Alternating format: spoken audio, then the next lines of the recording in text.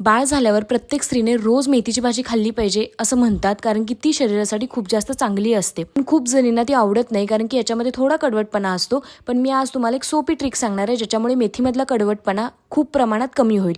तर त्याच्यासाठी आपल्याला आज बटाटा प्लस मेथी असं कॉम्बिनेशन बनवायचं आहे.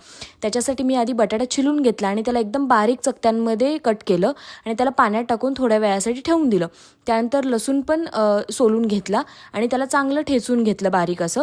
त्यानंतर मेथी धुवून घेतली आणि त्यानंतर मग चिरलं. उलटं करू नका अजिबात, नाहीतर त्यातली सगळी जीवनसत्व निघून जातील. त्यानंतर एका कढईमध्ये तेल घेऊन त्याच्यामध्ये जिरं, मोहरी, हिंग, लसूण हे सगळं परतवून घेतलं. जर तुम्हाला भाजी तिखट हवी असेल तर तुम्ही मिरच्यांचे तुकडेही टाकू शकता. त्यानंतर त्याच्यामध्ये बटाटा टाकून तो थोड्या वेळासाठी वाफवून घेतला. त्याच्यानंतर त्याच्यामध्ये मेथी टाकली आणि हे सगळं शिजू दिलं आणि तुम्ही बघाल तर खूप जास्त सुंदर होते ही भाजी. आणि दुसरी गोष्ट म्हणजे कडवटपणा काहीच राहत नाही. सो नक्की ट्राय करा. तुम्ही जर कोणत्या वेगळ्या पद्धतीने ही भाजी बनवत असाल ना, तर मला कमेंटमध्ये नक्की सांगा. भेटू पुढच्या व्लॉगमध्ये. Bye bye.